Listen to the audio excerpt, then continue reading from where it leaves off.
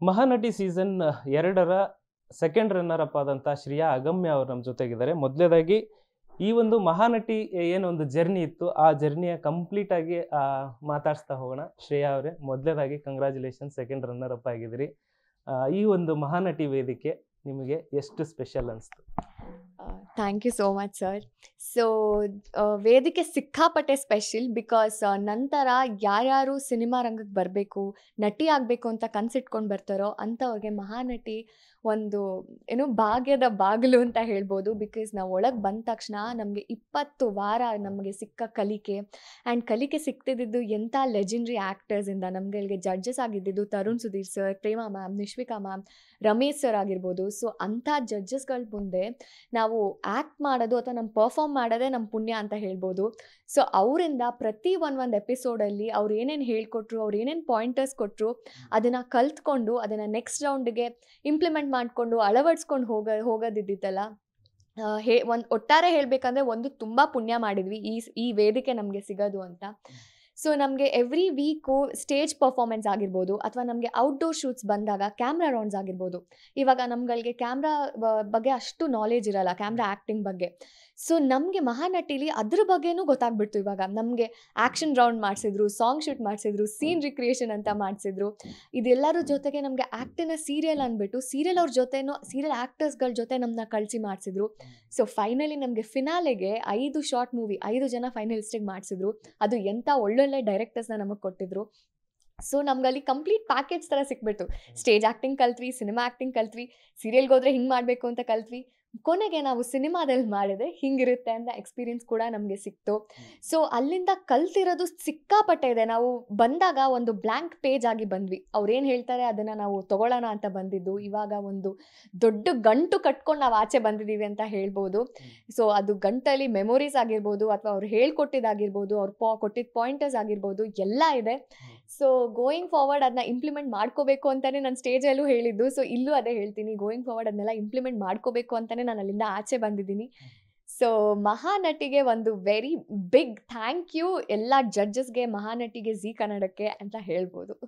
ಶ್ರೇಯಾ ಅವರೇ, ಫಸ್ಟ್ ಈ ಒಂದು ವೇದಿಕೆ ಬರಬೇಕಂದಾಗ ಸಾಕಷ್ಟು ಚಾಲೆಂಜಸ್ ಇರುತ್ತೆ. ಯಾಕಂದರೆ ಸುಲಭವಾಗಿ ಇದು ಸಿಗಕ್ಕೆ ಸಾಧ್ಯನೇ ಇಲ್ಲ. ಸೊ ಆಡಿಷನ್ನಲ್ಲಿ ಹೇಗೆ ಇದು ಮಾಡಿದ್ರಿ, ಹೇಗೆ ಸೆಲೆಕ್ಟ್ ಆದ್ರಿ ಅಂತ? ಸೊ ನಾನು ಇದಕ್ಕಿಂತ ಮುಂಚೆ ರಂಗಭೂಮಿಯಲ್ಲಿದ್ದಿದ್ದು. ಸೊ ರಂಗಭೂಮಿ 2 ವರ್ಷ ಮಾಡಿ ಅದಾದ ಮೇಲೆ ಮಹಾನಟಿಗೆ ಹೋಗಬೇಕು ಅಂತ ನಮ್ಮ ತಾತ ಅಜ್ಜಿ ಹೇಳಿದ್ದು, ಆಡಿಷನ್ಸ್ ಬರ್ತಾ ಇದೆ, ನಿನ್ಗೆ ಹೆಂಗಿದ್ರು ಇಷ್ಟ ಇದೆಯಲ್ಲ ಹೋಗು ಅಂತ. ಸೊ ಅಲ್ಲಿಗೆ ಹೋಗೋದೇ ಭಯ ಇಟ್ಕೊಂಡೇ ಹೋಗಿದ್ದು, ಏನಾಗುತ್ತೆ ಆ್ಯಂಡ್ ಅದೂ ಏನಾಗುತ್ತೆ ಅಂತ ಗೊತ್ತಿರಲ್ಲ. As I told you, blank page ಆಗಿ ನಾನು ಹೋಗಿದ್ದು. ಸೊ ಆಡಿಷನ್ಗೆ ಹೋದಾಗಲೂ ಅಷ್ಟೇ, ಫಸ್ಟ್ ರೌಂಡ್ ಹೋದಾಗ ನಂದು ನಂಬರ್ ಬಂದು 273 ಏನೋ ಇದ್ದಿದ್ದು, ಅಷ್ಟೇ ನಾನು ಇಷ್ಟೊಂದು ಜನ ಆಡಿಷನ್ ಕೊಡ್ತಾರೆ ಅಂತ ನಂಗೆ ಐಡಿಯಾನೂ ಇರಲಿಲ್ಲ. ಸೊ ಮೊದಲನೇ ರೌಂಡು ನಾನು ಒಳಗೆ ಹೋಗೋಷ್ಟರಲ್ಲೇ ಸಂಜೆ ಆಗಿತ್ತು. ಸೊ ಸಂಜೆ ಅಲ್ಲಿ ಹೋಗಿ ಅವ್ರುಗಳ ಮುಂದೆ ನಾನು ಪರ್ಫಾರ್ಮ್ ಮಾಡೋದ್ರೇ ಆ ಭಯದಲ್ಲೇ ಪರ್ಫಾರ್ಮ್ ಮಾಡಿದೆ. ನಾವು ಹಿಂದೆ ಎಷ್ಟೇ ಪರ್ಫಾರ್ಮೆನ್ಸ್ ಕೊಟ್ಟಿರ್ಬೋದು, ಸ್ಟೇಜ್ ಮೇಲೆಲ್ಲ ಆಗಿರ್ಬೋದು, ಬಟ್ ಆ ವೇದಿಕೆ ಆ ಟೈಮಲ್ಲಿ ಭಯ ಮೂಡಿಸ್ತು ನಿಜ ಹೇಳಬೇಕಂದ್ರೆ. ಸೊ ಫಸ್ಟ್ ರೌಂಡ್ ಹೆಂಗೋ ಮಾಡಿದ್ವಿ. ಅವರು ಒಂದು ಆ್ಯಕ್ಟ್ ನೋಡಿದ್ರು, ಅದಾದಮೇಲೆ ನೆಕ್ಸ್ಟ್ ಇನ್ನೊಂದು ಮಾಡಿ ಅಂತ ಹೇಳಿದ್ರು. ಅದೆಲ್ಲ ವೇರಿಯೇಷನ್ಸ್ ಕೊಟ್ಕೊಂಡು ಬಂದ್ವಿ. ಅದೆಲ್ಲ ಆದಮೇಲೆ ಒಂದಿಷ್ಟು ಕ್ವೆಶನ್ಸ್ಗಳನ್ನ ಕೇಳಿದ್ರು. ಅದಾದ ನಂತರ ಆಚೆ ಬಂದಮೇಲೆ ಇರುತ್ತಲ್ಲ, ಈ ಎಕ್ಸಾಮ್ ಹಾಲಲ್ಲಿ ಎಕ್ಸಾಮ್ ಬರೆದ್ಮೇಲೆ ಆಚೆ ಬಂದಮೇಲೆ ಮಾತಾಡೋರನ್ನ ಕೇಳಿ ಟೆನ್ಷನ್ ಆಗುತ್ತಲ್ಲ, ಅದಿದ್ದು. ಅವ್ರುಗಳೆಲ್ಲ ನನಗೆ ಡಾನ್ಸ್ ಮಾಡಿಸಿದ್ರು, ನಿನಗೆ ಮಾಡಿಸ್ದ, ನಂಗೆ ಹಂಗೆ ಹೇಳಿದ್ರು, ಹಿಂಗೆ. ಅಲ್ಲಿ ಇನ್ನೊಂದು ಟೆನ್ಷನ್, ಅಯ್ಯೋ ನನಗೆ ಡಾನ್ಸೇ ಮಾಡೋಕ್ಕೆ ಹೇಳಿಲ್ಲ ಅವರು, ಅಯ್ಯೋ ನಂಗೆ ಹಿಂಗೆ ಕೇಳಲಿಲ್ವಲ್ಲ ಅಂತ ಟೆನ್ಷನ್ ಸ್ಟಾರ್ಟ್ ಆಯಿತು. ಸರಿ, ಓಕೆ, ನನ್ನ ಕೈಲಿ ಏನಾಯಿತು, ನನ್ನ ಕೈಲಿ ಎಷ್ಟಾಗಿದೆ ಅಷ್ಟು ನಾನು ಮಾಡಿಬಿಟ್ಟು ಬಂದಿದ್ದೀನಿ, ಇನ್ನು ಮಿಕ್ಕಿದನ್ನು ಬಿಟ್ಬಿಡೋಣ, ನೋಡೋಣ ಅಂತ ಮನೇಲಿದ್ದವಳು. ಸೊ ಸೆಕೆಂಡ್ ರೌಂಡ್ಗೂ ಸೆಲೆಕ್ಟ್ ಆಗಿದ್ದೀನಿ ಅಂತ ಕಾಲ್ ಬಂತು. ಅದೇ ಜೋಶಲ್ಲಿ ಹೋಗೋಣ ಅಂತ ಅಂದ್ಬಿಟ್ಟು, ಎಷ್ಟೇ ಜೋಶ್ ಇದ್ರು ಆ ಭಯ ಅನ್ನೋದು ಇದ್ದೇ ಇತ್ತು ನನಗೆ. ಕೊನೆ ಗ್ರ್ಯಾಂಡ್ ಫಿನಾಲಿ ಸ್ಟೇಜ್ ಹತ್ತಿದಾಗಲೂ ಆ ಭಯ ಇತ್ತು. ಸೊ ಸೆಕೆಂಡ್ ರೌಂಡ್ ಮುಗೀತು, ಥರ್ಡ್ ರೌಂಡು ಮುಗೀತು. ಸೊ ಫೈನಲಿ ಮೆಗಾ ಆಡಿಷನ್ಗೆ ನಮಗೆ ಕರ್ಕೊಂಡ್ರು 30 ಜನನ.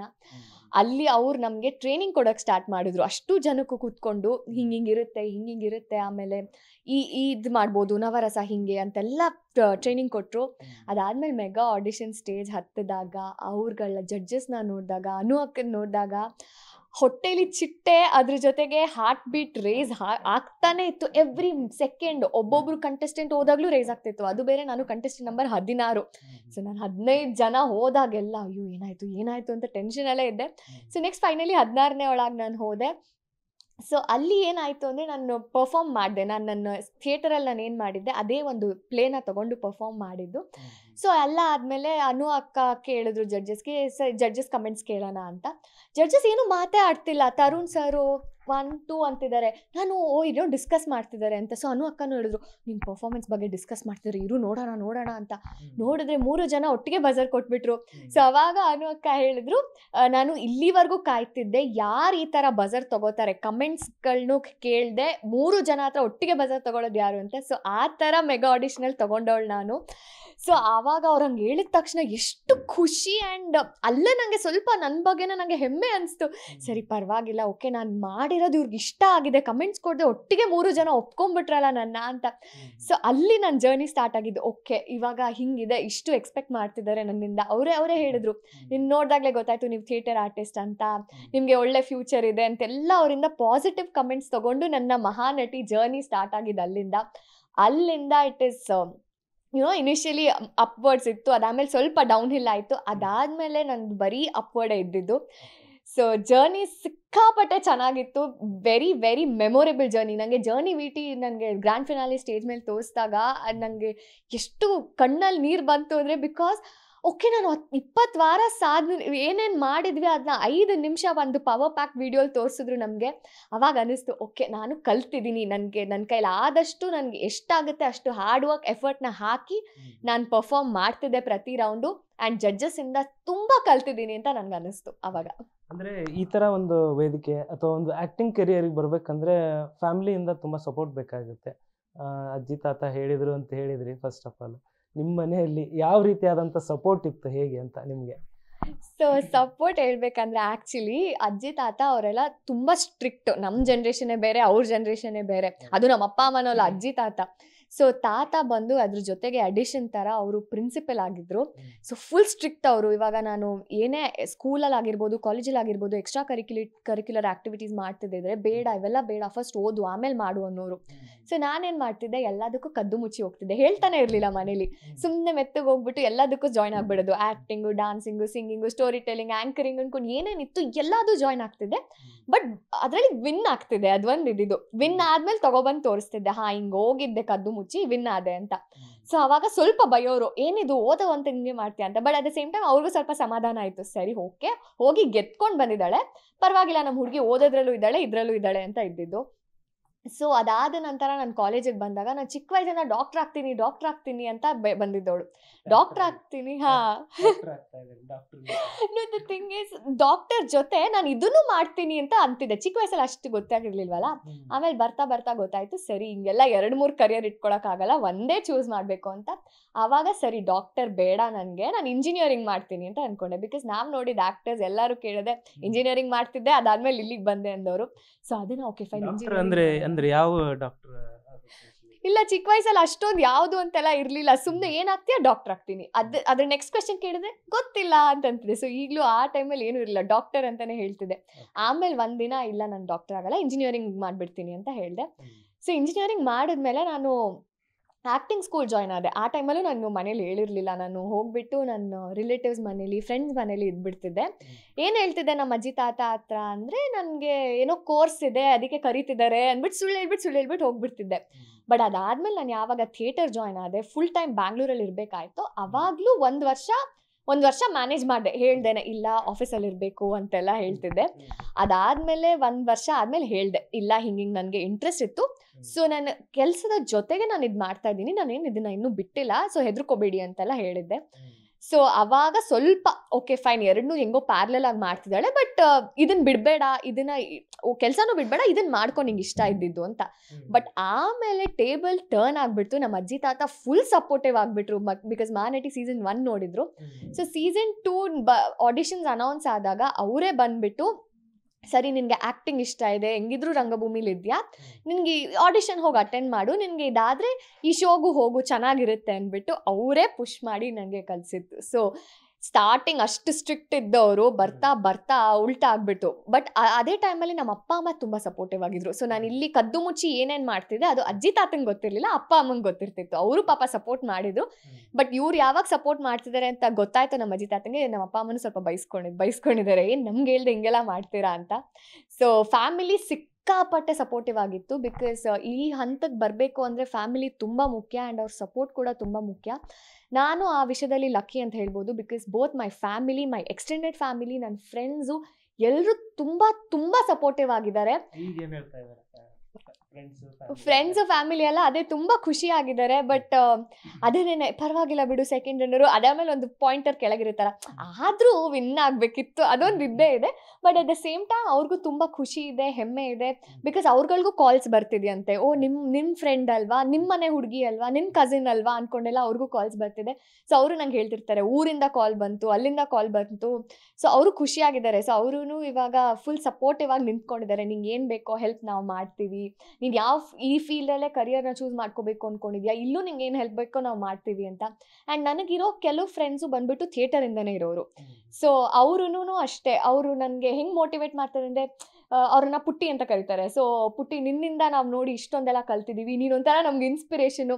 ಸೊ ಆ ಥರ ಮಾತೆಲ್ಲ ಕೇಳಿದಾಗ ನನಗೆ ಇನ್ನೂ ಮೋಟಿವೇಟ್ ಆಗುತ್ತೆ. Okay fine, I have done something, ನಾನು ಏನೋ ಮಾಡಿದ್ದೀನಿ, ಅದನ್ನು ನೋಡಿ ಇವ್ರುಗಳು ಇಷ್ಟು ಖುಷಿಯಿಂದ ನನಗೆ ಸಪೋರ್ಟ್ ಮಾಡ್ತಿದ್ದಾರೆ ಅಂದಮೇಲೆ ಏನಾದರೂ ಮಾಡಲೇಬೇಕು ಅಂತ ಅದೊಂದು ಬರುತ್ತೆ ಇನ್ನು ಮೈಂಡಲ್ಲಿ. ಒಂದು ಈ ಆ್ಯಕ್ಟಿಂಗ್ ಅಥವಾ ಒಂದು ಈ ಥರ ಒಂದು ವೇದಿಕೆ ಬಂದ ಒಬ್ಬರು ಇಂಡಸ್ಟ್ರಿಯಲ್ಲಿ ಯಾರಾದರೂ ಒಬ್ಬರು ಸ್ಫೂರ್ತಿ ಅಂತ ಇದ್ದೇ ಇರ್ತಾರಲ್ಲ, ಚಿಕ್ಕಂದಿಂದ ಆ ಥರ ಆಗಬೇಕು, ನಾನು ಆ ಥರ ಆ್ಯಕ್ಟ್ ಮಾಡಬೇಕು, ಈ ಥರದ ಒಂದು ಸ್ಫೂರ್ತಿ ಇರತಕ್ಕಂಥ ವ್ಯಕ್ತಿ ಯಾರು ನಿಮಗೆ ಅಂತ? ಸೊ ನಾನು ಸ್ಫೂರ್ತಿ ಅಂತ ಅಥವಾ ಇನ್ಸ್ಪಿರೇಷನ್ ಅಂತ ತೊಗೊಳೋದಾದರೆ ಒಂದು ನಾನು ಅಪ್ಪು ಸರ್ನ ತೊಗೋತೀನಿ.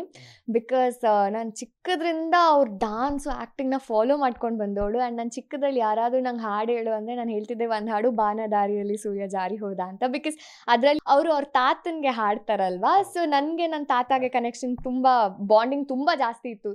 ಸೊ ಆ ಹಾಡು ನನಗೆ ತುಂಬ ಹತ್ತಿರ ನನ್ನ ಹೃದಯಕ್ಕೆ. ಸೊ ಅಪ್ಪು ಸರ್ನ ನೋಡ್ಕೊಂಡು ಬೆಳೆದು ಬಂದ ಹುಡುಗಿ ನಾನು. ಸೊ ಅವರೇ ನನ್ನ ಇನ್ಸ್ಪಿರೇಷನ್ ಅಂತ ಹೇಳ್ಬೋದು.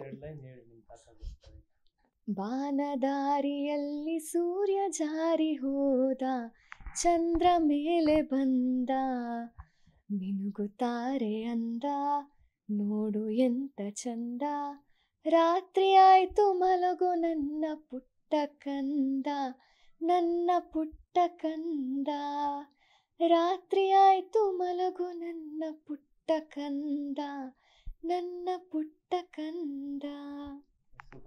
ಹಾಡನ್ನು ಚೆನ್ನಾಗಿ ಹೇಳ್ತೀರಾ.